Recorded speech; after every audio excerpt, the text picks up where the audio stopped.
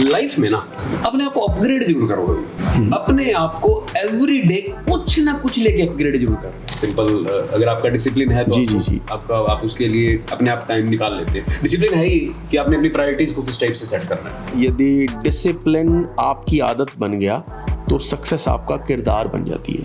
But time एक ऐसी चीज है जो आपके पास उस लेवल तक का है कि वो आपको ही क्रिएट करना है अपने लिए। मुझे ना हॉस्टल से बाहर निकाल दिया एक बार, हॉस्टल से बाहर निकाल दिया कुछ ऐसे ना, कुछ लड़की वड़की को लेके ना मैंने कुछ वो पोस्टर बना दिया था। हाँ जी दोस्तों, आज हमारे साथ आए हुए हैं मेरे बड़े पुराने साथी मिस्टर हरबख्श सिंह जी।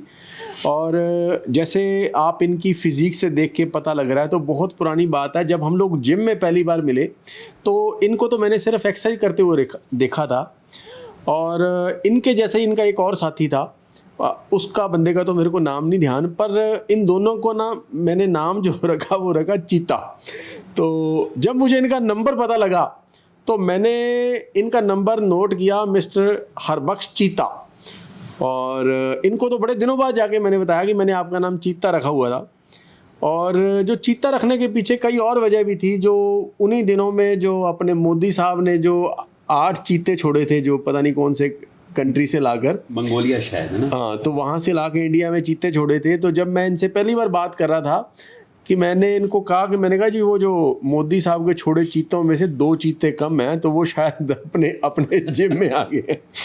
तो ओवरऑल क्या है कि आज की डेट में देखा जाए, अब इनके चेहरे से आपको पता लग रहा है कि बंदा चीता ही है, और ये कह रहे हैं मैं चीता नहीं हूँ, पर हमारे सारे साथी जो शूट करने वाली टीम भी है वो भी इनको चीता ही कह रही है। तो कॉरपोरेट वर्ल्ड में रहते हुए, बहुत सारी चीज़ों को मैनेज करते हुए, ये पहला बंदा है जो पता नहीं कितने बजे उठता है। हालांकि मेरे बारे में लोग ऐसा कहते हैं कि पता नहीं कितने बजे उठता है, पर ये वो है जिसको मैं भी कहता हूँ कि ये जल्दी उठता है। तो कई बार तो हम लोग मतलब जैसे 6 बजे हमारा जिम खुलता है, तब तक मैं म्यूज़िक का रियाज़ करके जिम में पहुँच जाता हूँ, और ये बंदा उससे पहले कार स्टार्ट करके बैठा होता है कि यार भी जिम खुले। और कई बार तो इनकी ये भी डिमांड होती थी कि यार जिम की चाबी मुझे दे दो कि मैंने 3-4 बजे आके एक्सरसाइज करके घर चला जाऊं। तो बहुत सारी चीज़ें हैं जो मेरा ख्याल हम लोगों को चीता भाई, हरबख्श भाई साहब से सीखने को मिलेंगी। हर कुछ चेहरे ऐसे होते हैं कि जिनमें एक नेचुरल मुस्कुराहट होती है, जो नेचुरल मुस्कुराहट, जो ये छोटी सी स्माइल है, तो जो ये होती है, ये पॉजिटिव स्माइल्स होती हैं, जिसकी वजह से ना लोग पहली बार में कनेक्ट हो जाते हैं। तो वो जो कनेक्ट होने के पीछे कई बार कुछ तो कुदरत होता है और कुछ एक बंदे के अंदर की साधना होती है, जिसकी वजह से आदमी बड़ी जल्दी कनेक्ट होता है। तो मेरा ख्याल कुदरत ने भी वो गुण आपको भर के दिया और आपने भी टिका के बढ़ाया उसको। तो हरबख्श सर, बात शुरू करने से पहले हम आज की डेट में, आप कॉरपोरेट में, आपके सेल्स के अंदर आप हैं, और बहुत सारी टीमें हैं जिनको आपने ट्रेंड भी किया होगा, और अभी भी आप जैसे कहते हैं कि मैं अभी भी सोच रहा हूँ कि मैं सीख रहा हूँ। तो आप एक बड़े छोटे से गांव से आए हैं, हरियाणा के। तो मुझे ये बताइए, जो शुरुआत रही, जो ज़िंदगी की शुरुआत रही, कब एक आम जानवर ने ये सोचा कि मुझे चीता बनना है? सुरमीत भाई, आप बड़े प्यारे आदमी हो, पहली बात तो ये। तो मैं ना, जो हमारा गांव है वो है हरियाणा में, सिरसा में, छोटा सा गांव है। गांव भी क्या है, ढाणी बोलते हैं हम वहाँ पे। तो हमारे वो जो ढाणी पे जो नॉर्मल घर है ना, वो हमारे बेसिकली रिश्तेदारी होते हैं। जी जी जी। या तो कोई चाचा ताई का होगा, आगे से आगे अपना ही कुनबा, बेसिकली ज्वाइंट फैमिली, अपना एक कुनबा हो गया। वहाँ पर ज्वाइंट फैमिलीज की बहुत जो सबसे मतलब खूबसूरत बात वो ये है कि माँ को पता नहीं होता कि मेरा बेटा आज किसी घर पे सो रहा है। इतना सेफ होता है ना ज्वाइंट, अच्छा जी, बड़े फैमिली के अंदर माँ को पता ही नहीं है कि मेरा बेटा कहाँ सो रहा है। और माँ मतलब वो बिल्कुल बेफिक्र है कि भाई, क्योंकि उसको पता है इतनी ज्वाइंट फैमिली है, 15-20 घर है, कहीं ना कहीं खाना भी खा लेगा और कहीं ना कहीं सो भी जाएगा। सो जो वो फ्रीडम है ना, वो नॉर्मल जानवर को चीता बना देती है। बात कमाल कर दिया। तो वो गांवों से निकल के फिर एकेडमिकली मैं एक बताता हूँ मैं आपको ना, मैं बड़ा स्ट्रॉन्ग था। मैं मतलब जो 5th क्लास में था तो हम गांव में पढ़ते थे, सरकारी स्कूल था हमारे। जो उस स्कूल में भी ना जो पढ़ने वाले बच्चे थे ना वो मेरे बड़ा भाई, चाचा, अच्छा। और वही थे मतलब पढ़ने वाले, रिश्तेदारी सारे पढ़ते थे बहुत, मतलब मेरे ख्याल से पूरे स्कूल में 18-20 बच्चे थे। ओके। तो हम एक ही लाइन में बैठे होते थे और टीचर सामने से आते थे और वो साइकिल से आते थे, मतलब काफी दूर से आते थे वो, तो हम सड़क पे बैठे वेट करते रहते थे कि ना आए, मतलब अच्छा। हमारा टारगेट होता था कि ना आए। उसको कहते काम ना करना। तो हम सड़क पे बैठे रहते थे वहाँ पे स्कूल में, और तो वो वहाँ पढ़ाते थे। तो उस स्कूल में पढ़ के फिर मैंने 5th क्लास में जो सिरसा डिस्ट्रिक्ट है उसमें टॉप किया मैंने। ओके। हाँ 5th क्लास में मैंने टॉप किया डिस्ट्रिक्ट में। तो देन एक वो क्या होता है ना कि टारगेट कोई देता नहीं है, अगर आपको खुद समझ आ गया ना उसका, आपको गेम समझ में आ गई कि आपने टारगेट सेट कैसे करना है, तो फिर कुछ भी आपके लिए मतलब ऐसा नहीं है कि आप उसको नहीं कर सकते। सिमिलरली फिर मैंने मतलब अब फिर वो क्या था कि ना वो एकेडमिकली जब आपको ऐसा कुछ लग जाता है ना कि फर्स्ट आया मैं, तो आपके लिए वो एक मतलब आपको चैलेंज बन जाता है वो उस पोजीशन को मेंटेन करना। में फिर मैंने टॉप कर लिया डिस्ट्रिक्ट में। तो अब तो मतलब फिर वो लगे कि भाई एकेडमिकली तो बड़ा यार ये तो बढ़िया बंदा है कि मतलब अपने उस टाइम पे शायद होता था, आजकल थोड़ा कम हो गया है कि जो जिसके ज्यादा मार्क्स आते थे उसको बोलते थे कि भाई तू डॉक्टर बन जा, उससे कम वाले को इंजीनियर बन जा, उससे नीचे वाला तू बीए ले ले, और मतलब इस टाइप का थोड़ा एक सेटअप सा बना हुआ था। तो मेरे को ना अभी तब ये शौक था कि भाई इंजीनियरिंग में ओके भी जाऊंगा मैं, मेरा खुद को भी मतलब वो बेसिकली वो होता है ना लड़कों वाला, गांव में होता है वो भी हथौड़ी उठा ली छेड़ी उठा ली, तो वो वाला कीड़ा था मतलब। तो फिर वो इंजीनियरिंग करने के लिए चले गए। तो अब यहाँ पर आ गया चेंज।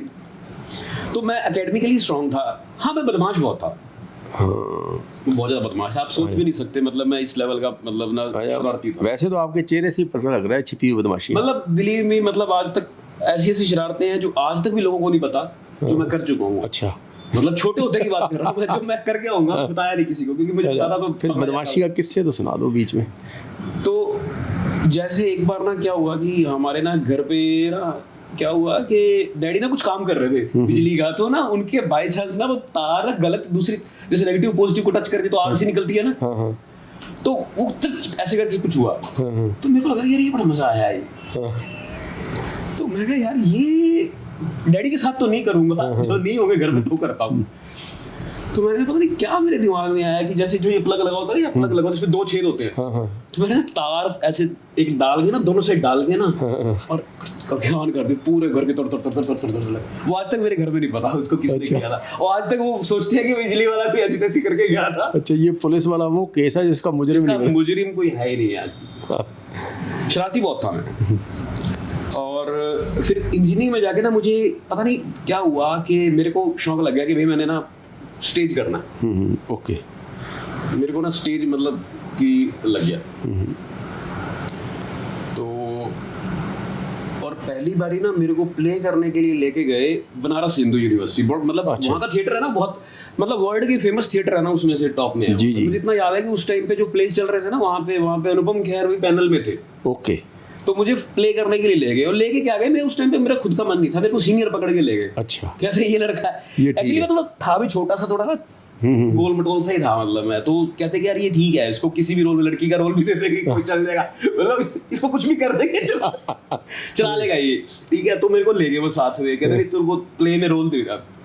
और ना अगले दिन मुझे पता था कि अगले दिन, क्योंकि वहाँ पे ना उस टाइम पे ना कॉलेजेस के बहुत बड़े बड़े लेवल के फेस्ट यूनिवर्सिटी लेवल का था, और BHU में गए हुए थे हम। तो वहाँ पर ना क्या वो लगा हुआ था कि भी इस डेट को इतने बजे वो प्ले है। तो प्ले अब मुझे पता ही नहीं है कि मेरी स्क्रिप्ट क्या है, मैं हूँ कौन, मेरा रोल क्या है, और मुझे कुछ नहीं पता बाकी।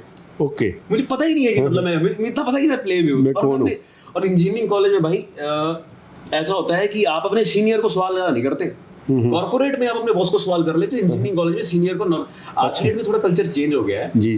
पहले यूं था कि भाई आपने अपने सीनियर को सवाल नहीं कर सकते। और बिलीव मी, मैं आज भी जो मेरे कॉलेज के टाइम के सीनियर थे ना, मैं उनसे आज भी सवाल नहीं कर सकता। अच्छा, इस लेवल तक का एक वो मेंटेन करते थे पहले, इस लेवल तक का होगा। अच्छा। रैंकिंग टाइम में हो जाता, रैंकिंग की अलग कहानी बताऊंगा मैं आपको कभी।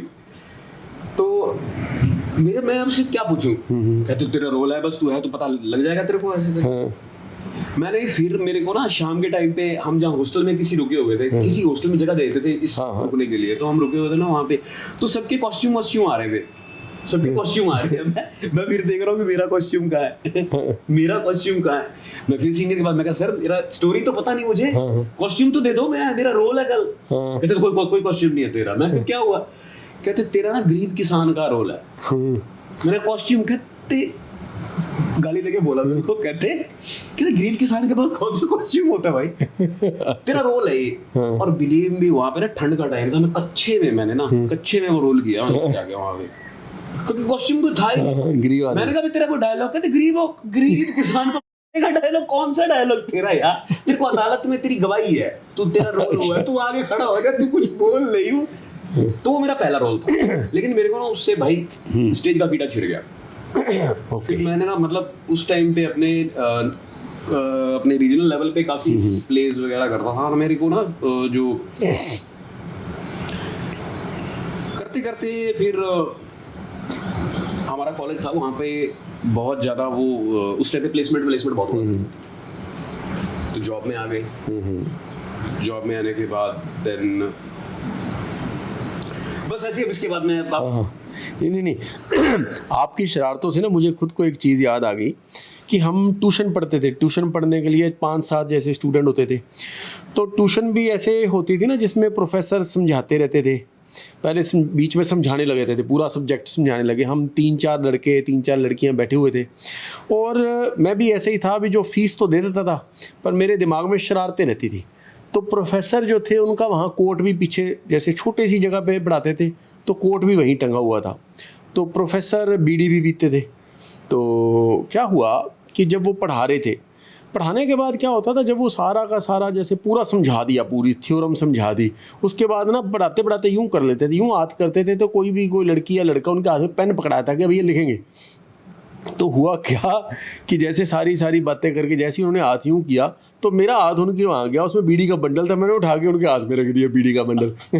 तो कहते उठा के मेरे मुंह में मारा, कहता साले इसको आग भी लगा देता। तो ये क्या है, अच्छा भी चीज़ें क्या होती हैं, अभी इस समय ना हमारी कंसंट्रेशन वहाँ नहीं होती जो हो रहा काम, हम नेक्स्ट खुराफात सोच रहे होते हैं कि अगली बदमाशी हमने क्या करनी है। तो वैसे एक चीज़ ये होती है कि जो शरारती होते हैं, शरारती होना और एक पढ़ाकू होना, मेरे हिसाब से जो शरारती हैं वो नॉन पढ़ाकू होते हैं, और आप पहले हो मेरी थ्योरी में कि जो पढ़ाकू भी था, है ना। और जो इंटेलिजेंट होते हैं उनको मैंने कभी एस्टेब्लिश होते हुए नहीं देखा, इंटेलिजेंट्स को, जो एकेडमिकली जो थोड़े से सियाने होते हैं। हम लोग ये लेके चलते हैं, जो बैक बेंचर है ना, जो कॉलेज के 20-1 साल बाद वो फ्रंट वाले होते हैं ज़िंदगी में, और जो सबसे आगे बैठे होते हैं और सबसे पीछे होते हैं कापी कागज लेके। आज की डेट में वो बंदे याद आते हैं कि जिनको हम गेम खेल रहे होते थे, और वो कॉलेज में ना उस किसी स्टूल में बैठ के कुछ लिख रहे होते थे। हमारा दिल कर होता जाके इसकी कापी पाड़ दूँ, है ना, कि ये पढ़ के हो रहा है ना।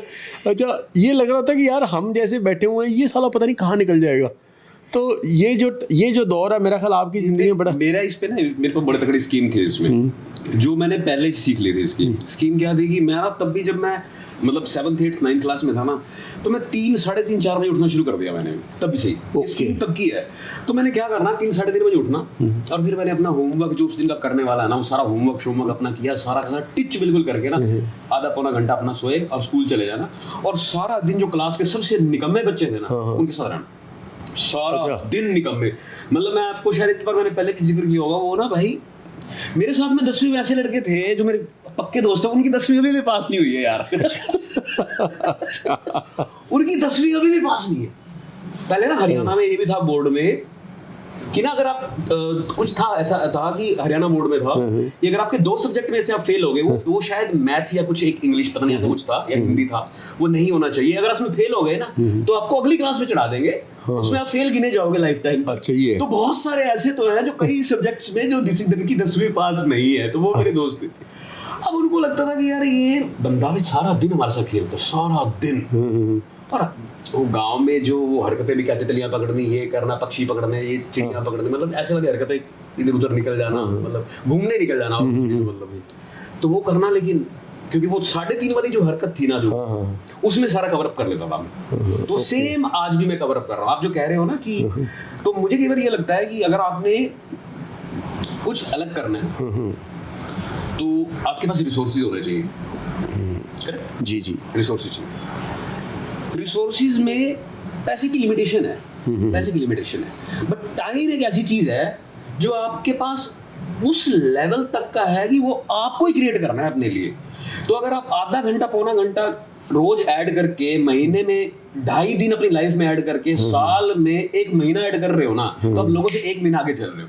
तो अगर ये मतलब तरीका है ना, मुझे ऐसा लगता है कि मैं ना लोगों के पास काम करने के लिए कितना दिन है, 8 घंटे का दिन है ना, मेरे पास है यार 4 बजे से लेकर मेरे पास 8-9 बजे तक का, तो मेरे पास इतना बड़ा दिन है, तो मेरी प्रोडक्टिविटी मुझसे ज्यादा हो सकती है, मैं उनसे ज्यादा काम कर सकता हूँ, क्योंकि मेरे पास टाइम ज्यादा है, मेरे पास रिसोर्सेज ज्यादा है, मैं उनसे ज्यादा अमीर हूँ, मेरे पास टाइम मेरे लिए है तो मैं उनसे ज्यादा अमीर हूँ।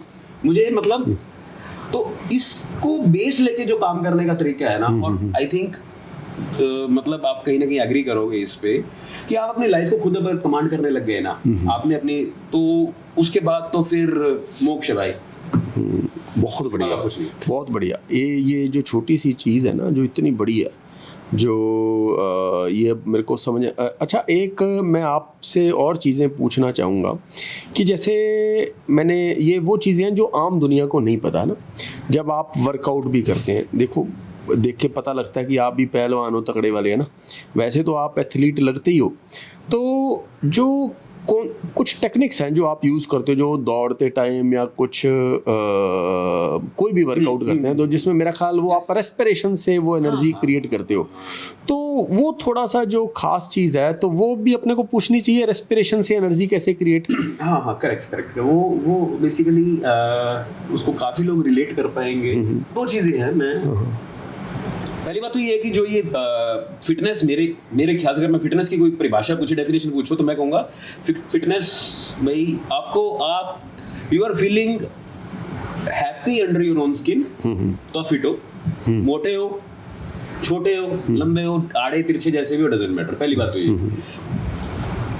ये बड़ी क्लियर हो गई इसमें। तो जो दिखना अच्छा है, मैं जिसे एस्थेटिकली कहूँगा कि वो आना, तो वो जस्ट मेरे लिए एक, मैंने आपको बताया था, मैंने कहा मेरे लिए वो मैंने टारगेट बनाया अपना कि अपने वो 6 पैक भी अपना कर लिया, और टोटली नेचुरल वे, जैसे हम, और एज में मैं मतलब मैं 40s में हूँ, तो अपनी एज के हिसाब से विदाउट एनी कोई एक्सटर्नल सब्सटेंस, नेचुरल अपना जो घर का खाना है उससे करके, तो मैंने अपने 6 पैक तक विजिबल किए। तो एक बार कहने को कर लिया, दैट वाज ए टारगेट मैंने अपने खुद के लिए पर्सनल डेवलपमेंट में रखा, वो कर लिया, that is okay. So now fitness है पहला। सेकंड इज कि मैं जो बोल रहा था कि बहुत से लोग रिलेट कर पाएंगे जो कहीं ना कहीं मेडिटेटिव प्रैक्टिसेस करते हैं। तो मेडिटेशन इज बेसिकली, मैं एक और वर्ड यूज करूंगा, माइंडफुलनेस, जिसे आप लोग कह सकते हैं, माइंडफुलनेस। तो अगर आप एक्सरसाइज को माइंडफुलनेस से करते हो तो that is a perfect way. तो उसमें उस टाइम पे, एक्सरसाइज के टाइम पे अपने आप को एंकर्ड रखने के लिए, किसी चीज से बांध के रखने के लिए, the best way is breathing, जो हम कई बार आपस में डिस्कस भी करते हैं। जी कि जो अगर आप स्ट्रेंथ ट्रेनिंग कर रहे हो, एग्जांपल लेते हैं, स्ट्रेंथ ट्रेनिंग कर रहे हो तो आपके रेपिटेशंस होते हैं, तो रेपिटेशंस होते हैं, तो आप एक पर्टिकुलर मसल पर फोकस कर रहे हो, तो आपका जो मसल पे फोकस रहेगा, and your repetition and your breathing, मतलब इनहेल और एक्सहेल, वो आपके रेपिटेशन के साथ इन सिंक्रोनाइजेशन होने चाहिए। तो यू विल बी एंकर्ड, आप अपने प्रेजेंट में एंकर्ड रहोगे। तो मेडिटेशन या माइंडफुलनेस प्लस जो एक्सरसाइज है, दोनों का एक बहुत अच्छा तरीका है इकट्ठा करने का। एंड यही मैं नॉर्मल सबको बोलता हूँ कि अपनी ब्रीदिंग जो है उस पर थोड़ा फोकस करें। एंड सेकेंडली वो बड़ा कॉमन है कि जब आप रनिंग करते हो, खासकर कार्डियोलॉजिकल एक्सरसाइज करते हो, जहाँ पे आपकी हार्ट बीट बढ़ जाती है, जी, तो हार्ट बीट बढ़ जाती है, तो उस टाइम पे हम थक क्यों जाते हैं? बेसिकली हम थकते इसलिए हैं क्योंकि बॉडी को प्रॉपर ऑक्सीजन नहीं मिल रही होती। और होता क्या है कि जब इनिशियली हम रनिंग कोई करना शुरू करते हैं तो वो सांस लेना भूल जाते हैं। अभी बड़ा लगता है कि मतलब सांस लेना कोई कैसे भूल सकता है, तो नॉर्मली होता ही है कि सांस लेना भूल जाते हैं। या तो नाक से सांस लिए जा रहे हैं, या मुंह से सांस लिए जा रहे हैं, या कुछ भी कर रहे हैं मतलब। तो अगर आपने कार्डियोलॉजिकल एक्सरसाइज और कोई भी एक्सरसाइज करनी है, या फिर कोई भी अगर आपने कोई ऐसा हैवी वर्कआउट भी करना है, घर पे इवन आपने सीढ़ियां भी चढ़ना है, जी, घर पे आपने आप यूं लगाइए कि कोई हैवी उठा, सब आपने आटे की बोरी उठाकर यहाँ से वहां रखनी, तो उसके लिए एक अपनी टेक्निक को अपना फिक्स कर लीजिए कि full breathe in full breathe out होगा। पूरा नाक से सांस अंदर लेंगे, मुंह से बाहर निकाल लेंगे, ताकि आपकी बॉडी को फुल ऑक्सीजन मिलेगी। आपकी बॉडी उस टाइम पे, उस मोमेंट पे जो उसका मैक्सिमम पोटेंशियल स्ट्रेंथ वाइज वो प्रोड्यूस करेगी, आप उसका एक्सरसाइज का बेनिफिट उठा पाओगे, आप सामान को इजी उठा लोगे। सिलेंडर बदलना है, keep breathing, keep breathe out. आपने आटे की बोरी उठानी है, कीप ब्रीदिंग, सांस लेना मत भूलिए। नॉर्मली सांस लेना भूल जाते हैं हम, तो ये सबसे बड़ी प्रॉब्लम है। तो मैं सबको ये कहता हूँ कि एक्सरसाइज ब्रीदिंग और exercise with focus, basically mindfulness के साथ करिए और आपको रिजल्ट आएंगे ही आएंगे। उसमें कोई दो राय नहीं है, उसमें कोई कंसर्न ही नहीं है। मैंने बहुत बार देखा है कि जिसमें आपने मेरे बड़े पोस्चर्स करेक्ट किए हैं। मेरे पोस्चर करेक्ट करने का मतलब ये है कि समझ तो मेरे को भी है, मैं चूँकि मैं राइटर हूँ तो मैं ख्यालों में खो जाता हूँ। कोई सब्जेक्ट लिखना हो ना तो दिमाग उसमें चल रहा होता है, और बहुत बार आपने मुझे करेक्ट किया। और आपने जो वो 4 बजे आप पढ़ के जो उसके बाद सारी दुनिया को तंग करते थे, वो आप जिम में भी करते हो हमारे साथ, कि अपना 1 घंटे में काम खत्म करके फिर अपनी बोतल उठा के आप चक्कर काटते हो, है ना। फिर आप कोई ना कोई वो जो अपने हर एक बंदे को छेड़ कर हाल, हमें तो चलो इश्क करके, यानी कुछ लोग ऐसे भी होते हैं जो अपना काम छोड़कर बातें लग जाते हैं, फिर वो भूल जाते हैं वो आए क्यों थे।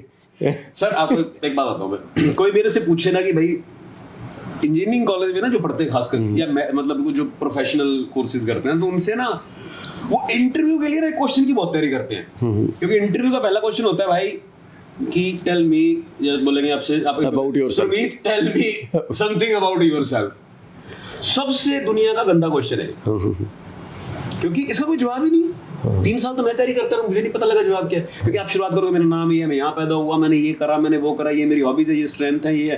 आप ये करके जब खत्म करोगे ना इंटरव्यू, क्या बोलेगा?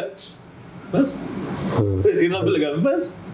तो वो आपको समझ नहीं आया इसका मैंने और क्या बोलूँ, मैं क्या बोलूँ। और तो मैंने इसका बहुत अच्छा तरीका ढूंढा। मेरे से कोई पर्सनली पूछता है, जॉब के लिए तो मैं नहीं देता इंटरव्यू, पर्सनली पूछता है कि भाई टेल मी अबाउट योरसेल्फ। तो मैंने उसका एक सिंपल जवाब पता क्या है, कि मैं अपने पेरेंट्स के लिए ना अभी भी ना वो शरारती, बदमाश, निकम्मा, गधा बच्चा हूं, और अपने बेटे के लिए एक स्ट्रिक्ट, डिसिप्लिन्ड और बिल्कुल स्ट्रेट फॉरवर्ड फादर।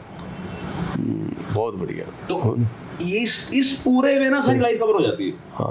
अपनी जिंदगी जीनी छोड़ी नहीं, अपनी रिस्पॉन्सिबिलिटी से पता है मुझे। तो ज्यादा कॉम्प्लेक्स नहीं है चीजें, हम कर लेते हैं।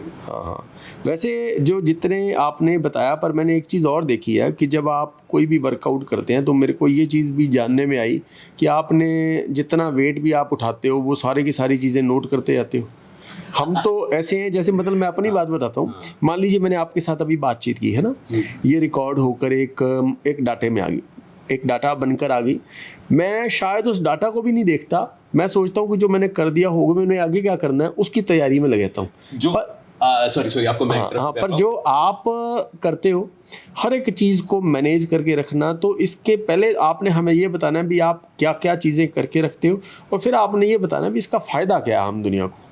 तो सबसे पहले तो ये है कि ना इस जो अगर आपने ये प्रोड्यूस करोगे ना, जी तो इससे पहले ना आप इससे पहले वार्निंग लगा देना। हाँ, क्योंकि आप लाइफ में कितना डिसिप्लिन होना चाहते हो ना, इसका कोई अंत नहीं है। And over discipline is also a disease. तो मैं सबको बोलता हूँ कि डिसिप्लिन होना ओके है, लेकिन ओवर डिसिप्लिन हो जाना। आप मुझे एक बात बताइए, आप सब लोग बैठे हैं यहाँ पे, 3:30 उठता हूँ मैं, ठीक है जी, 3 बजे क्यों नहीं उठता है? कोई जवाब इस बात को? 2:30 बजे उठ जा, कोई जवाब नहीं। पहले हम ओवर लेके जाए, करेक्ट है। 2 बजे उठ जा, सो ही मत साले। क्योंकि मैं ये नहीं कहूंगा कि डिसिप्लिन की जो चॉइस है ना, वो आपकी कॉन्शियस चॉइस होनी चाहिए कि मैंने क्या करना है क्या नहीं करना है, करेक्ट ना? तो ये आपको डिसीजन लेना है कि आपने अपने लाइफ में किस चीज को कंट्रोल में रखना है, किस चीज को सेमी कंट्रोल में रखना है, मतलब थोड़ा सा ढीला थोड़ा सा कम, और किस चीज को बिल्कुल मैंने फ्री छोड़ देना है। तो ये आपके डिसीजन होने चाहिए, पहली बात ये। तो मैंने अपनी चीजों में कुछ चीजों को कर रखा है कि जिनको मैं टोटल लगता है। जैसे एग्जांपल देता हूँ आपके सामने, मेरा फोन पड़ा है यहाँ पे सर जी, तो मेरा वॉलेट पड़ा है, तो इस टाइम पे मेरे वॉलेट में कितने पैसे हैं ना, 2 डिजिट तक, वो मेरे आप मोबाइल के अंदर मेरे पास ऐप है जिसमें मैं कंट्रोल रखता हूँ, उसमें आपको नोटेड मिलेगा। अच्छा जी। मेरे बैग के अंदर कुछ कैश रखता हूँ मैं, यहाँ पे रखता हूँ, तो वो सारा का सारा नोटेड है। मेरे अकाउंट में इस टाइम पे मतलब बड़ी अजीब बात है, मतलब इस टाइम पे मेरे पास लिक्विडिटी कितनी है, मेरे पास एसेट कितना है, सब कुछ कितना है, मेरे पास 2 डेसिमल तक इस टाइम पे लाइव है। अच्छा जी। और किस महीने में किस चीज पे कितना फाइनेंस खर्च कर रहा हूं, वो लाइव है मेरे पास इस टाइम पे। और वो 100% मेंटेन है, पॉइंट सेकंड डिजिट तक बोल रहा हूँ मैं। मतलब अगर आप ऑन ए फनी नोट, मैं किस महीने कितने पी रहा हूँ, दैट इज नोटेड। अच्छा, ये भी नोटेड है। हाँ, मैं किस महीने क्या कर रहा हूँ, वो मेरा तरीका है। वो मेरा तरीका है कि आई रिस्पेक्ट फिनांस लुब्रिकेशन है भाई सोसाइटी को चलाने का, तो मैं इसको रिस्पेक्ट करता हूँ बहुत ज्यादा। अगर आप इसको रिस्पेक्ट करोगे तो आपकी रिस्पेक्ट करोगे। So this is the way किसी चीज से पाने का। मैं आपकी रिस्पेक्ट करूंगा, आप मुझे बुलाओगे। जी जी। मैं पैसे की रिस्पेक्ट करूंगा, पैसा मुझे बुला लेगा। सिंपल, कोई इसमें कोई दो राय नहीं। सिमिलरली आपका लाइफ में टारगेट है, आपका टारगेट है एग्जांपल कि मेरे टारगेट पहले मैं बता दूं आपको, मेरा टारगेट मैंने पहले जो बनाया था ना, पहले मैं जब वो कटिंग कर रहा था, तो मेरा टारगेट एक फंडा होता है, उसको बोलते हैं मेटाबॉलिक एज, बहुत लोगों को पता होगा। तो मेटाबॉलिक एज इज बेसिकली आपकी बॉडी की एज। लाइक मैं 42 इयर्स हूँ, क्या मेरी बॉडी 42 की है कि नहीं है? नॉर्मल आज की डेट में प्रॉब्लम ये सोसाइटी में कि मैं तो 42 का हूँ, लेकिन मेरी बॉडी की एज साली 58 पहुंच चुकी है। My body is more age than my chronological age. Correct है? जी जी जी। तो मेरा टारगेट वो नहीं था सिक्स पैक का, बेसिकली मेरा टारगेट ये था कि मैंने अपनी मेटाबॉलिक एज ना साली 20 लेके आऊंगा। मैं एक्चुअली आपको आज बता रहा हूँ, आपने मतलब मैंने छेड़ लिया वो वाला। अच्छा, आप तो स्टेम सेल से भी आगे निकल गए। नहीं, वो स्टेम सेल मुझे उसका तो नॉलेज नहीं है। तो मेटाबॉलिक एज का ना जनरल मतलब एक्सेल फार्मूला भी होता है, आप लोग भी बना सकते हो उसमें। वेट है, आपके कई सारे पैरामीटर्स हैं, वो करके होता है। तो अपने उधर नॉर्मली इन बॉडी का जो एनालिसिस होता है उसके अंदर आता है वो मेटाबॉलिक एज, तो आपको कभी देखना उसमें। तो वो मैं कम कर रहा था, जैसे मेरी एज थी 41, तो मैं कम कर रहा था, तो 39 आई, तो थोड़ा हिप रेशो, मतलब कहने का मतलब है कि मेरा फैट, बेली फैट रिड्यूस हुआ, तो वो और 2 साल कम हो गई। थोड़ा इन ऑर्गन्स वाला जो फ्लैट होता है ना, कौन सा बोलते हैं उसको, दिमाग से निकल गया, तो वो जब कम हुआ तो और 2 साल घट गई। तो कर करके मैं 19 पॉइंट समथिंग ईयर्स की एज पे, तो मैंने पहुंच गया। हाँ, वो उस पे किया। वो हो सकता है कि एक मतलब रिप्रेजेंटेटिव नंबर हो, एक्चुअल नहीं होगा, but that was a good target to go at. Life में बढ़ने के लिए तो टारगेट है, तो उस तरीके से वो कर रहा था। एंड जो हम डिस्कस कर रहे थे कि सिमिलर, अब उसको अगर आपने इस लेवल तक करना है, तो उसके लिए आपको मेजरमेंट चाहिए, फिर आपको प्रोग्रेस चाहिए लाइफ में, आपको बढ़ना पड़ेगा। आज आप 3 कदम चले तो कल को 4 कदम चलने चाहिए। आज 10 पाउंड उठाया तो आपको 15 पाउंड उठाना पड़ेगा। जैसे हम तो स्टिक कर जाते हैं, जैसे मान लो मैंने 10 किलो है, तो मुझे यूँ लगता है कि मैंने जो कुदरत का जो देना था ना देना, वो 10 किलो उठाकर ख़त्म कर दिया। और जो बॉडी को मैं यूँ लेके चलता हूँ कि मैंने इसको संभाल के रखना है, कि जो बाकी काम करने हैं उसके लिए ये मेरे यूज़ आती रहे। पर जितना जो पैशनेट आप हो, हालांकि मैं जितनी देर करता हूँ, हम भी साधना की तरह करते हैं। मैं जब कॉलेज में पढ़ा था ना, तो स्टेज कर रहा था, तो हम इम्प्रॉम्प्टू स्टेज करते थे। ओके, वो होता था थोड़ा डबल एक्स रेटेड होता था। तो उसमें क्या होता था, प्रॉपर सेटअप लगा हुआ है यार ऑडिटोरियम में, मतलब प्रॉपर सेटअप ऑडिटोरियम में, टोटल ऑडियो वीडियो सब लगाओ, टोटल प्रॉपर सिंथ पे बंदे बैठे हैं, सब कुछ कर रहे हैं, मैं उसे साउंड मॉड्यूलेट करवाता था। लेकिन हमने ना वहाँ पे लाइव कॉमेडी करते थे, मैं और एक और दोस्त होता था, हम लाइव कॉमेडी करते थे ऑडिटोरियम में, और गिनी चुनी ऑडियंस होती थी, क्योंकि लड़के आते थे, इंजीनियरिंग कॉलेज में लड़कियां तो आएंगे नहीं, क्योंकि कुछ भी चल रहा है वहाँ पे। तो हम इस टाइप का करते थे, और उस टाइम पे जो हम स्टेज पे प्रैक्टिस करते थे ना, उससे लाइफ में बहुत सीखा। ओके, वो ना मतलब एग्जाम्पल, हमने जैसे एग्जाम्पल आज स्टेज पे खड़े हैं, 150-200 बच्चे आ गए, हम स्टेज पे लगे हुए, प्रॉपर फुल मतलब अच्छा ऑडिटोरियम के अंदर लाइव चल रहा है, और हम गालियां वालियां भी चल रही हैं उसमें, सब कुछ चल रहा है, लेकिन इम्प्रॉम्प्टू चल रहा है, और लोगों को एंजॉय होना चाहिए। बेसिकली आप बिल्कुल ऐसे थर्ड क्लास नहीं हो सकते, लोगों को एंजॉय होना चाहिए, लोग रिलेट करने चाहिए। तो दूसरा मेरा साथी था, वो भी इम्प्रॉम्प्टू करता था, तो हम एक दूसरे को बस जैसे होता है ना तुकबंदी करते हैं, कि जैसे मैंने आपको बोला कि हमने अब जो भी बात करनी है तुकबंदी में करेंगे। सुन तुझे मैं बात सुनाऊं, सुनो मेरे सुरमीत, तू क्या गाएगा दुनिया में, मैं जो गाता हूँ गीत। जैसे तो इस तरह से ना हमने वो करना शुरू कर दिया। लेकिन ये तो नॉर्मल सोसाइटी वाली है ना, वो डबल एक्स टाइप से होती थी, ऐसा कर रही है। मैं समझ गया, बाल्यकाल वाली चीजें। हाँ, तो ना उससे ना उस टाइम पे ना एक मैगजीन आती थी, मनोहर कहानियां, अभी भी आती होगी शायद, मुझे पता नहीं है आती है कि नहीं। जी, मनोहर कहानियां, उसमें ना वो अजीब सी रेटेड वाली सी स्टोरीज होती थी, मतलब थोड़ी सी अलग सी होती थी। मैं गया किसी के घर, वहाँ भाभी मिली और बटर। तो इन्होंने क्या किया, मेरे सबके ना वहाँ पे मैं फेमस हो गया, सबने मेरा नाम रख दिया मनोहर कहानियां। अच्छा, तो मेरे को आज भी ना सब मनोहर कहानियां बोलते हैं। वैसे हम पीछे गोवा गए थे, तो गोवा में जो एयरपोर्ट है ना, उसका नाम है मनोहर एयरपोर्ट। तो मेरे को वहाँ पे यही लगा रहा, मैं मनोहर कहानी वाला काम कर रहा। तो मनोहर कहानियां क्यों कहते थे कि कहते थे कि भी इसके अंदर ना कीड़ा है एक, या कोई एक गुण कह लो, क्योंकि कीड़े को गुण कहते हैं है ना, वो उसका तरीका है, आप उसको गुण कह लो, कीड़ा कह लो।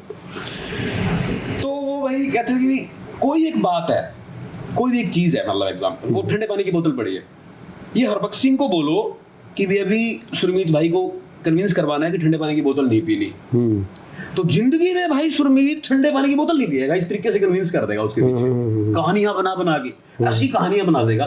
भाई डाइटिंग है यार, अब जैसे पता है क्या है, हमारी बॉडी को ना उस लेवल के न्यूट्रिशन की जरूरत नहीं होती जैसे हम ठूसते रहते हैं। अगर हम प्रॉपरली काउंटेड खाएं, डाइटिंग को लोग ले लेते हैं, अब मैं आपको कन्विंस कर रहा हूँ डाइटिंग करने के लिए, डाइटिंग करनी चाहिए। क्यों? क्योंकि हमारी बॉडी को जितनी नीड है उतना ही मैं उसको फूड दूं तो ओके ना। गाड़ी, आपकी गाड़ी, आपने अभी नई गाड़ी खरीदी तो उसमें 42 लीटर तेल आता है, कभी 50 लीटर डलवाते हो? आएगा ही नहीं है। उसका मैकेनिज्म ऐसा है। हमारे शरीर के अंदर मान लो भूख 50-42 लीटर की लगी हुई है, 50 डाल लेते हो, डाल लेते हो। तो डाइटिंग तो करनी चाहिए। तो आप मैं डाइटिंग के लिए कन्विंस कर दूंगा आज मैं, अगले दिन मैं आपके पास आ जाऊंगा दोबारा से, फिर मैं बोलूंगा यार आपको पता है जो हमारा नॉर्थ इंडियन जीन है ना, हम लोगों का साला जो स्टमक डिजाइन है ना वो इस टाइप का है कि हमें वीट के अलावा कोई चीज डाइजेस्ट नहीं होती। अगले दिन आपको डाइटिंग छुड़वा दो। तो इस चक्कर में ना वो मनोहर कहानियां वाला नाम चल पड़ा। तो आप जो बोल रहे हो ना कि मतलब वो भाई एक्सरसाइज को धीरे धीरे करके और वो लगाते हैं, तो अगर आपको मैं कन्विंस करने पे आओ ना तो आपको लगेगा यार ये बेस्ट है। जो अगर आपको मैं यही कन्विंस कर दूंगा, आपको लगेगा कि नहीं वो खराब है और इसके अपोजिट वाली ठीक है। वैसे करता मैं भी ये था, पर मेरा नाम मनोहर कहानियां नहीं डाला।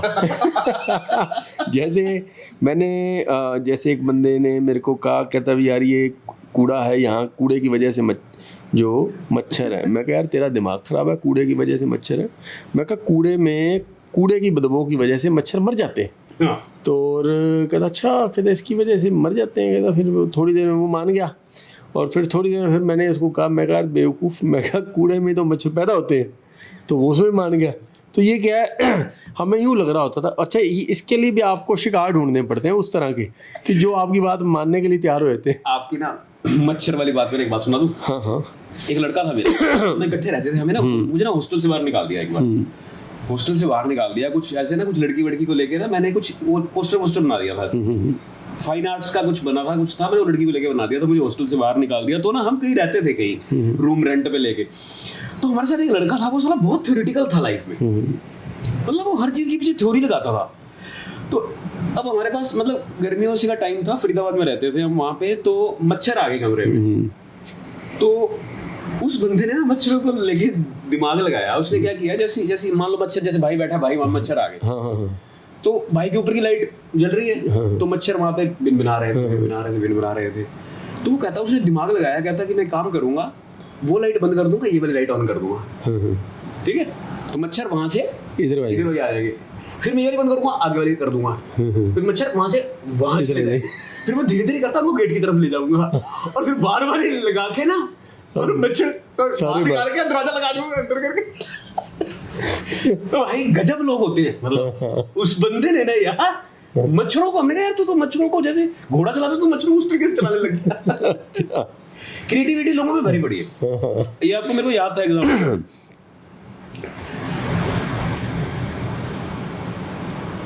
एक और बताता हूँ आपको, एक बात आपने बताया। तो हमारे साथ एक बंदा था भाई, वो कलाकार था, मतलब वो सिंगर था, मतलब ना साला ऐसा सिंगर, मतलब ना फाड़ दे यार, मतलब लिटरली प्योर, क्या बोलते हैं ना उसको यार, वो नाम भूल गया मेरा, अरे वो पाकिस्तानी सिंगर थे जो, जिनका वो गाना बड़ा फेमस हुआ है, गुलाम अली, नहीं, जो थोड़े अच्छा नुसरत फतेह अली खान थे। वो सिंगर बहुत बढ़िया था, लेकिन गाने सिर्फ उनकी गाता था, मतलब उसको किसी और की आवाज निकलती नहीं थी, पता नहीं किससे, मतलब ये था। तो अल्टीमेटली ना उसने, तो हम बोलते थे भाई तू सिंगर तो बहुत बढ़िया है, लेकिन तू गाने सिर्फ उसी के गाता है यार, और वो जहाँ पे उसका गाना गाते फाड़ दे भाई public.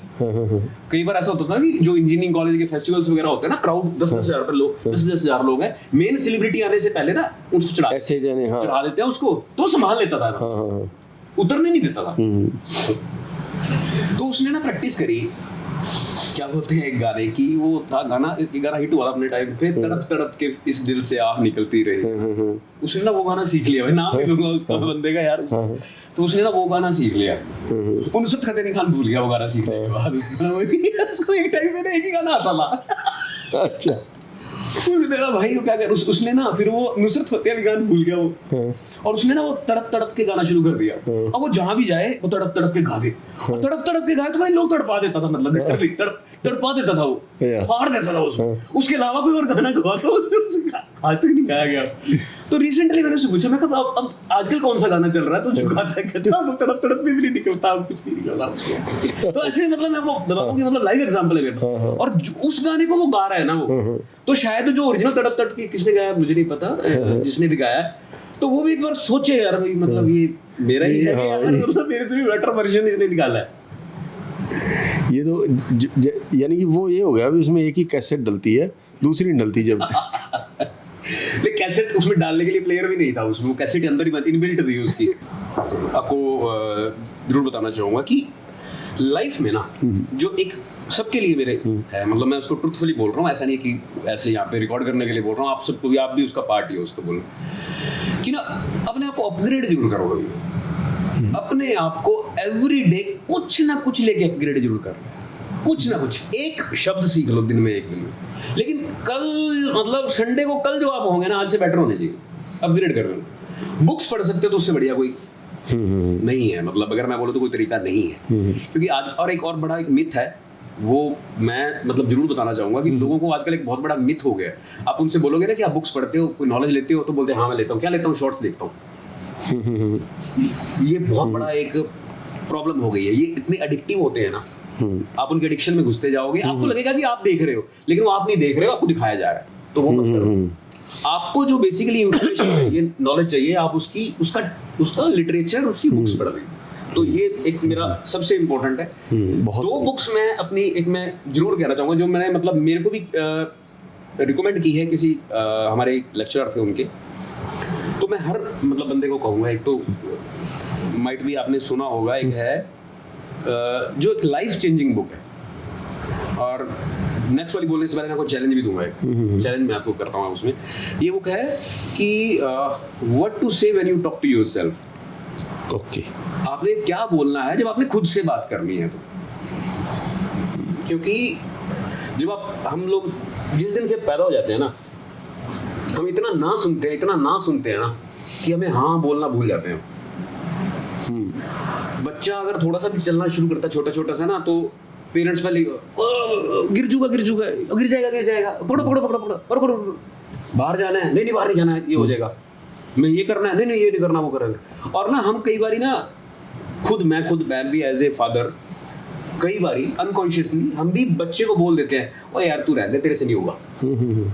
And this is the biggest गंदी स्टेटमेंट जो हम किसी को दे सकते हैं लाइफ में, क्योंकि हम सारे टाइम लाइफ में ना ये सुनते आए हैं कि मेरे से नहीं हो सकता, मैं ये नहीं कर सकता, मैं इसको करने के लायक ही नहीं हूँ। आपने बिलीव है बहुत से लोगों के अंदर ये होता है कि मैं ये कर ही नहीं सकता, मैं ये क्योंकि मैं नहीं कर सकता, ये मुझे पता कहाँ से लगा, क्योंकि मुझे लोगों ने फीड कर दिया, या मैंने अपने आप को भी फीड, बहुत सी चीजें हम खुद को भी फीड कर लेते हैं। ऐसा नहीं है कि कोई हमें लोग कहता है कि तू नहीं कर सकता, हम खुद को भी कर लेते हैं। तो इस चीज से बाहर निकलने के लिए तो ये बुक जो मैं रिकमेंड कर रहा हूँ ना, what to say when you talk to yourself, क्या बोलना है जब आपने खुद से बात करनी है। लाइफ चेंजिंग बुक है, बिलीव मी, मतलब लाइफ चेंज हो सकती है किसी की भी, कोई अगर और मैं इसलिए बोलता हूँ सबको ये वाली बुक कि अगर मेरे कहने से किसी की लाइफ चेंज हो जाए ना, तो मुझे लगेगा कि मेरा पढ़ना वो काम हो। एक और दूसरी है, थोड़ा बहुत भी किसी का इंटरेस्ट है अगर स्पिरिचुअलिटी में या कि फिर लाइफ में पर्पस को लेकर, तो बुक है the power of now. Okay, the power of now, अगर मैं इसको हिंदी में बोलूं तो आज की ताकत, आज तो बड़ा अभी की ताकत कह सकते हैं आप। तो ये एक लाइफ चेंजिंग, मतलब बिलीव मी, किसी धर्म से रिलेटेड नहीं है, ना हिंदू मुसलमान व्हाटएवर जो भी हमने सुने हैं रिलेटेड नहीं है, लेकिन सबके लिए एप्लीकेबल। तो लाइफ चेंजिंग बुक है, मतलब माइट भी हो सकता है कि इसको, अच्छा जो मैं चैलेंज बोल रहा था, मैं ना एक चैलेंज करता हूँ हमेशा, आपको शायद मैंने नहीं किया, अपनी वाइफ को भी मैं चैलेंज कर चुका हूँ, और मेरे को जो मिलता है लाइफ में मैं आपको भी चैलेंज कर रहा हूँ। मैं आपको ये बुक अभी नाम बताया मैंने, इसका नाम है, दोबारा बोल रहा हूँ, द पावर ऑफ नाउ। वैसे बोल रहा हूँ, आप याद रखना इसको, अब रिकॉर्डिंग कर रहे हैं कोई बात नहीं, बड़ा इसको कैजुअली सुनना। The power of now. आप लोग मेरा नंबर ले लो, आपको जिस दिन इच्छा हो, पहली बात तो आपकी इच्छा नहीं होगी इस बुक को पढ़ने की, आपको जिस दिन इच्छा हो मैं आपको वो बुक पकड़ाऊंगा। जब आपको बुक पकड़ा दूंगा, मैं आपको चैलेंज करता हूँ कि आप इसको पढ़ के दिखा दो। क्योंकि आपको इतने नेगेटिव, आप मुझे बोलोगे नींद आती है जब मैं पढ़ता हूँ, जब मैं ये करता हूँ ये हो जाता है, इसको पढ़ते ही कुछ हो जाता है मुझे। आपको मैं चैलेंज करता हूँ, और अगर आपने 1 महीने के अंदर वो बुक पढ़ ली, 1 महीने की बुक नहीं, 8 घंटे, 7 या 8 घंटे की बुक, 1 महीने के अंदर वो बुक पढ़ ली अगर आपने 1 महीने के अंदर, तो दूसरी बार आप खुद पढ़ोगे, ओके, तीसरी बार आप खुद पढ़ोगे, और शायद उसके बाद मुझे नहीं पता कि आप उसको कितनी बार एज ए रिमाइंडर खुद के लिए पढ़ोगे। शायद मैं 150, 200 बार, 300 बार बहुत तो बढ़िया। वो एक लाइफ चेंजिंग है। मैं फिर चैलेंज कर रहा हूँ, आपको 100 प्रॉब्लम आएंगी कि ये इसको मैं पढ़ नहीं पा रहा हूँ, आप मुझे बताओगे, मैं आपको चैलेंज कर सकता हूँ। और मैंने ऐसे आज तक ऐसे, मतलब अभी तक मैंने अपनी लाइफ में जिनको बोला, सिर्फ एक बंदा है जिसने उसको कंप्लीट किया, और आज तक कोई नहीं। तो चैलेंज है मेरा। जो ना चैलेंज शब्द से मुझे एक बड़ी चीज़ याद आई, शायद उसके बाद आपको भी नई चीज़ें याद आएंगी, कि मेरे 2 दोस्त थे, 2 भाई थे समझ लो, है ना। तो उसमें क्या था, भी एक जना तो चलो थोड़ा सा एस्टेब्लिश्ड स्टेज में था, और दूसरा था जिसने ना म्यूज़िक शुरू किया, जैसे म्यूज़िक करना नहीं होता, तो म्यूज़िक को तो आज से 40 साल पहले से भी हम यदि लेके चलें तो ये कहते थे भी एक्सेप्टेबल नहीं है फैमिलीज़ में ना। तो वो म्यूज़िक करने लग गया। तो मेरे को जो उसका जो भाई था वो कहता है, यार ये आजकल ये म्यूज़िक बनाने लग गया, कंप्यूटर से आजकल ट्रेंड चल रहा है, पूरे इंडिया की बात करें तो। कहता है यार इसने ये शुरू कर दिया है, कहता है यार इसको समझाओ कि यार ये इंजीनियरिंग कर रहा है तो ये उसी सब्जेक्ट में काम करे, कहते हैं इसको रोको। मैंने कहा यार भी इसको क्या रोकूं मैं कहा भी ऐसा है कि आज मैं इसको रोकूंगा ना, जिसके अंदर किसी भी चीज़ का जुनून हो, अपने सब्जेक्ट से हटके कोई चीज़ आदमी कर रहा है जिसको दिलचस्पी से कर रहा है, तो इसका मतलब उसके अंदर उस चीज़ का जुनून है। मैं कहा आज मैंने इसको मना कर दिया, कल को ये उसी को करते करते साला मेरा भी बापू बन के आ जाए, है ना। उस दिन मैं कहूँगा मैं कहूँगा यार ये मेरा भाई लगता है, और वो कहेगा कि साला ये कमीना है जो मेरे को रोकता था। तो मैं कहा यार ये ना, इसका कोई किसी चीज़ का कुछ नहीं पता भी कौन क्या कर जाए, इसलिए किसी को रोको मत। अच्छा समटाइम्स ऐसा भी होता है कि हमारा रोकना वो चैलेंज की तरह ले जाए, अभी चैलेंज की बात चल रही है कि हमारा रोकना वो चैलेंज ले जाए, उसकी वजह से वो सक्सेसफुल हो जाए, है ना। हुआ हमारी वजह से और गाली हमें निकालेगा। yes.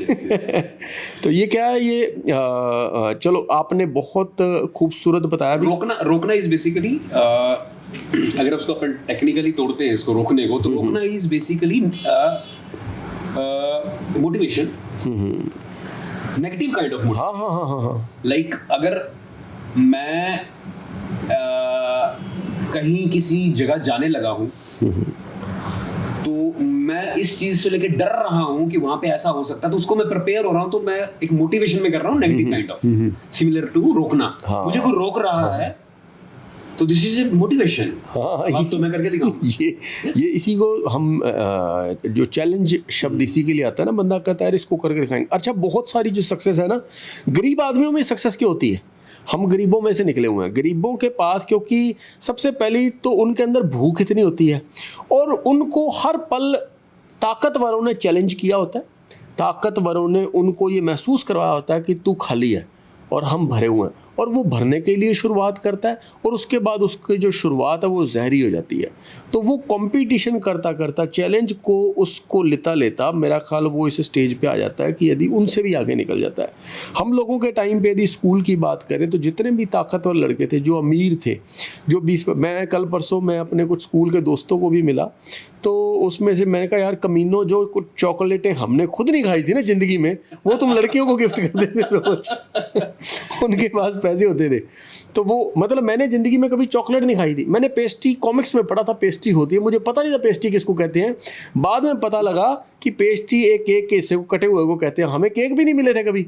हमारे जन्मदिन भी ऐसे होते हैं जिसमें 100 रुपये खर्चे आते थे, उसमें समोसे आते थे, रसगुल्ले आते थे, गुलाब जामुन, 3-4 चीज़ें ऐसी आ जाती थी।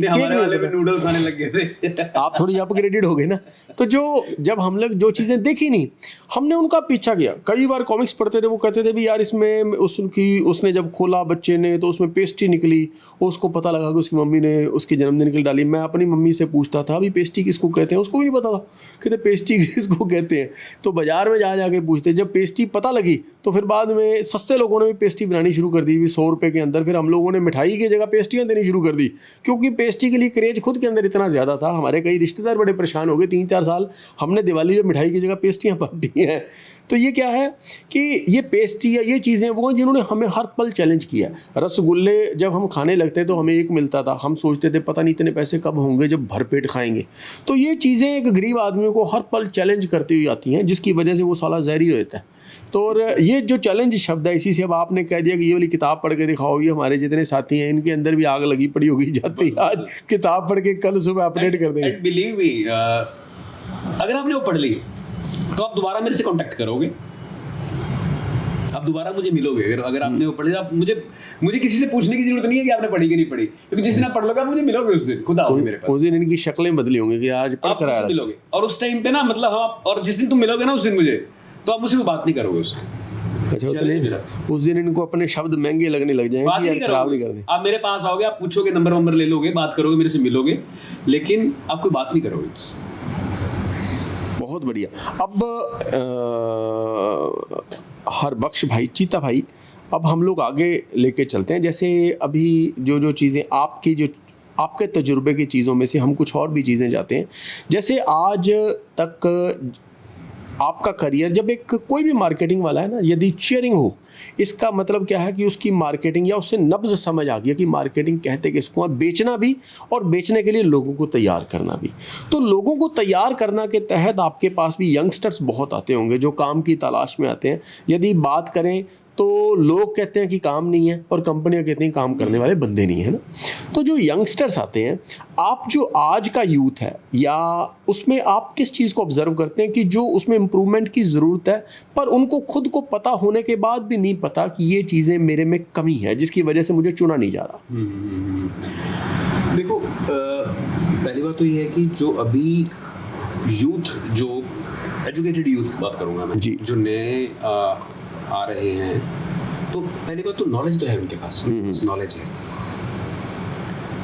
प्रैक्टिकली अगर मैं बोलूं कि उस नॉलेज की जो एप्लीकेबिलिटी है, उसमें इस यूथ को और एफर्ट करने की जरूरत है। ओके, नॉलेज लाइक डिग्री होना इज वन थिंग, लेकिन उसकी डिग्री की प्रैक्टिकली उसको यूज कहाँ करना है, उस एजुकेशन को, उस नॉलेज को, वो सेकेंडरी है, उस पर काम करने की जरूरत है।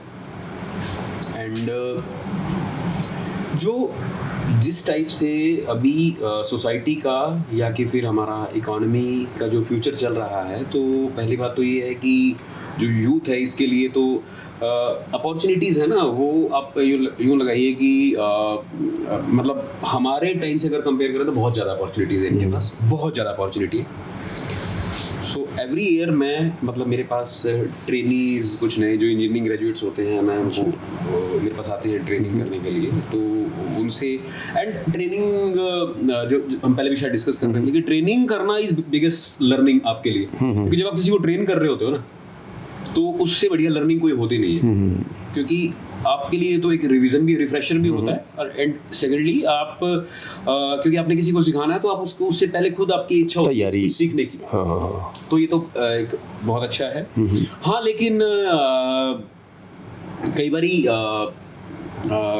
थोड़ा मुझे खुद को बड़ा फील होता है कि जो यंगस्टर जो आजकल आ रहे हैं ना, तो बहुत से लोग, बहुत से बच्चे ऐसे भी आते हैं कि उतनी इच्छा नहीं होती उनकी। ओके, एंड मैं उनको नहीं कहता कि वो गलत हैं। मुझे जो लगता है कि ना थोड़ा सा ना ये एक पेरेंटिंग का इशू ज़्यादा है कि मतलब बच्चे ने करना कुछ और होता है उसको। मतलब मैं आपको एग्जांपल देता हूं, मेरे पास एक पीछे एक लड़का आया था, तो वो उसको मैंने बोला कि फील्ड का काम था, तो मैंने उसको बोला कि भाई जीरकपुर जाना है। तो हमारे जो मेरे पास जो एग्जीक्यूटिव आते हैं फील्ड के, तो मैंडेटरी है कि 2 व्हीलर पे तो ट्रैवल करेगा वो, जैसे एग्जांपल, या 4 व्हीलर पे करेगा। तो उसको मैंने बोला कि भाई जीरकपुर जाना है, तो कहता कि चला जाऊंगा। तो कहता लेकिन ना मैं क्या कहता, मैं तभी रोड पे स्कूटर चला सकता हूँ ना जब खाली हो रोड। यार भाई ये तो यार अब मेरा तो कोई ऐसा इस लेवल का तो नहीं हो, मैं यहाँ पे नाकाबंदी करवा दूं पहले पे, मेरा एग्जीक्यूटिव निकलने वाला है ना जीरकपुर जाने के लिए। वो बंदा कह रहा कहता कि पहली बात तो हाँ, 2 व्हीलर में भी कहता मैं वो नहीं चला सकता, बड़े बड़े व्हील वाला जो बाइक होता है वो नहीं, एक्टिवा टाइप चलाऊंगा। मैं ठीक है कोई दिक्कत नहीं यार, मुझे उससे क्या फर्क पड़ता है, मैं तो एक्टिवा चलाए या कुछ भी चलाए। कहता मैं एक्टिवा चला लूंगा, लेकिन मैं चलाऊंगा तब जब रोड खाली हो, तो रात को सर्विस करनी पड़ेगी। तो एनीवे वो ट्रकाता रहा मेरे को इस टाइप से ना।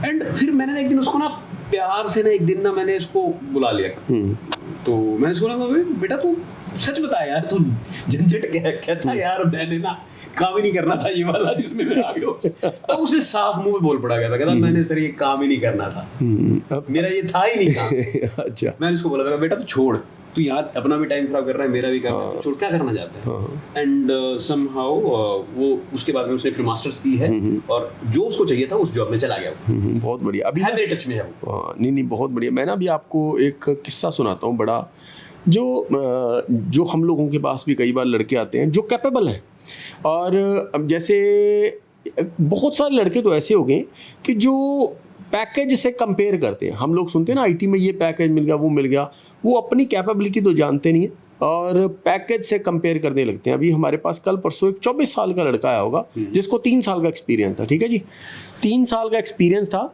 24 साल का लड़का, ही वॉज क्वाइट कैपेबल, बहुत अच्छा लड़का था। तो मेरी जो टीम है इन्होंने मेरे को कहा भी जब भी कोई अच्छा लड़का हो मैं खुद ज़रूर मिलता हूँ, क्योंकि मुझे फील्ड में काम करने वाले जो फील्ड से काम करके आए हों वो बहुत अच्छे लगते हैं और मैं चाहता भी इंटरेक्ट करूँ। और बहुत बार ऐसा भी होता है कि हम लोग ऐसा चाहते होते हैं कि किसी भी आदमी को यदि आपने चुन लिया, यदि पहले दिन ही आप उसका पॉजिटिव निगेटिव चेक कर लो कि वो आपके साथ कितने समय तक काम करेगा। तो वो आया, उसने आके मुझे बताया, सपोज वो कहता जी आई वाज गेटिंग 30,000 सैलरी मुझे मिल रही थी और मुझे थोड़ा सा हाइक चाहिए। तो मैंने थोड़ी देर में मैंने कहा भी 3 महीने में हम कर देंगे। तो लड़का जैसे अच्छा था, बातें करते करते मुझे कहता जी मुझे इसमें ये वाला इंसेंटिव दे दो, ये वाला इंसेंटिव ये दे दो।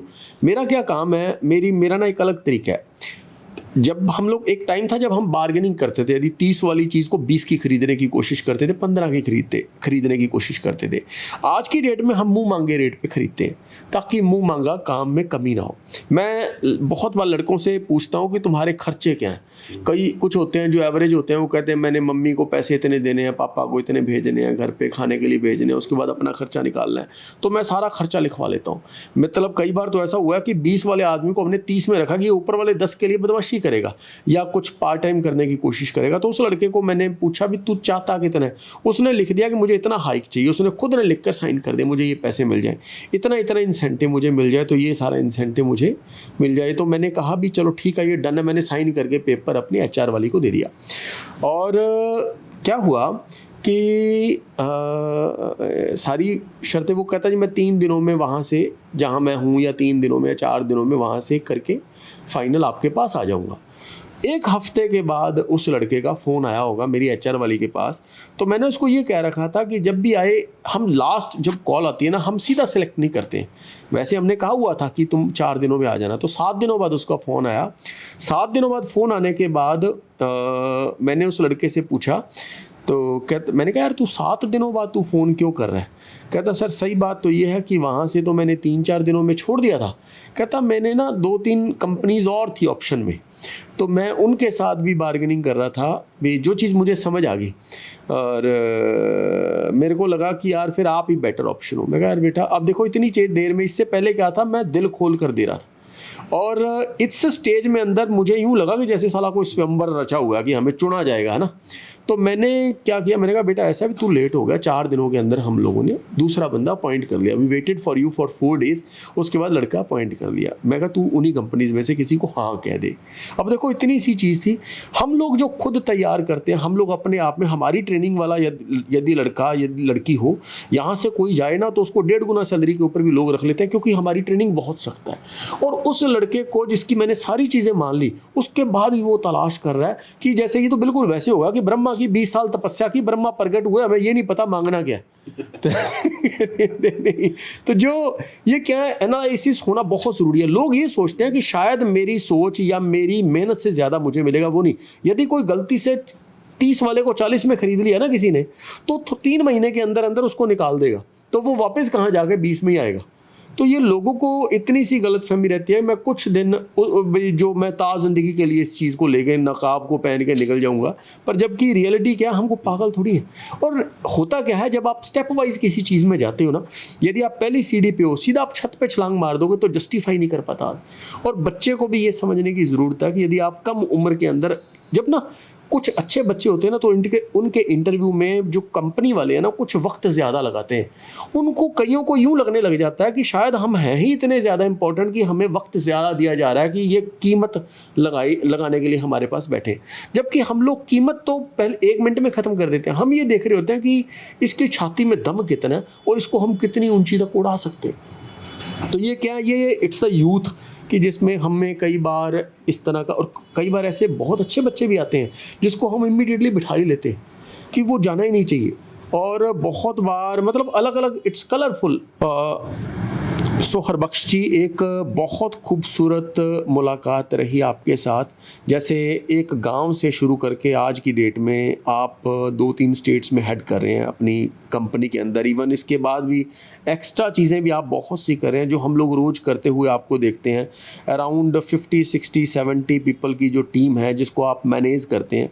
कई बार हम देखते हैं भी आप एब्सेंट भी हो, फिर आप हमें ये बताते हो कि मैं जम्मू था या कश्मीर था, वहाँ मैंने होटल में वर्कआउट कर लिया था। तो ये भी अपने आप में एक बहुत बड़ी चीज़। सर वो स्पिरिट क्या है कि जिसकी वजह से आप, क्योंकि आज तक हम लोग जब कहीं रुकते हैं तो हम लोगों का दिल होता है कि हम एक ही काम कर सकें। मैं अपनी बात कर रहा हूँ, मैं एक ही काम कर सकता हूँ। यदि मैं बाहर हूँ तो मैं एक्सरसाइज नहीं कर सकता। तो आपके अंदर वो स्पिरिट कहाँ से आती है कि आप वहाँ जाके भी अपनी चीज़ों को भी देख लेते हो? पहली बात तो ये है कि लोकेशंस के हिसाब से ना, तो मैंने जो प्रॉपर्टीज या होटल्स रहते हैं ना जहाँ पे जिम होता है, तो मैंने ढूंढ के रखे हुए हैं। अच्छा, वही। हाँ, तो ढूंढ के रखे हुए हैं। जैसे जो मेन लोकेशन है जहाँ ट्रैवल करना हो, तो कोशिश करते हैं कि वहाँ पे, अच्छा, उन्हीं जगह पे रुक ले तो अपने को जिम की अवेलेबिलिटी हो जाती है वहाँ। एंड देन थोड़ा सा फिर वो वीकडेज और अपने वीकेंड्स को मैनेज कर लेना। जैसे एग्जांपल, आपने मंडे को टूर जाना है, मंडे को ट्रैवल करने जाना है, तो आप संडे के दिन एक्स्ट्रा कर लीजिए, तो आप वहाँ से कंपनसेट कर लीजिए, अगला संडे कर लीजिए। तो इस तरीके से आप कंपनसेट करते हो। बेसिकली थोड़ा टफ होता है ट्रैवल करने के साथ में करना, बट कहने का मतलब कि अगर आपको जाना है तो जाना है, बस सिंपल। अगर आपका डिसिप्लिन है तो जी। आप उसके लिए अपने आप टाइम निकाल लेते हैं। डिसिप्लिन है ही कि आपने अपनी प्रायोरिटीज को किस टाइप से सेट करना है। तो अगर आपकी प्रायोरिटी आपकी हेल्थ, आपकी फिटनेस है, तो आप अपने आप उसके लिए टाइम निकाल नहीं लोगे। मतलब ये कंस्ट्रेंट जिम नहीं है, नहीं, मतलब मेरी डिक्शनरी में हाँ नहीं है। मतलब मैंने मे भी ये ना एक चीज़ लिखी, यदि डिसिप्लिन आपकी आदत बन गया तो सक्सेस आपका किरदार बन जाती है। ग्रेट। तो सर, हम आज की डेट, आज की तारीख की बातों को विराम लगाते हुए मेरा ख्याल हमने बहुत सारी चीज़ें आपसे ली हैं, और अगली बार जो हमारा सब्जेक्ट अगली बार जो हम लोग करेंगे उसमें कॉरपोरेट जो आप जो नए बच्चों को भर्ती करते हैं उनकी ज़रूरतों में, उसमें क्या क्या चीज़ें आप देखते हैं, बच्चों में किन किन चीज़ों की और जो कवर अप करने की ज़रूरत है, उसके ऊपर बातचीत करेंगे। Thank you very much for being with us.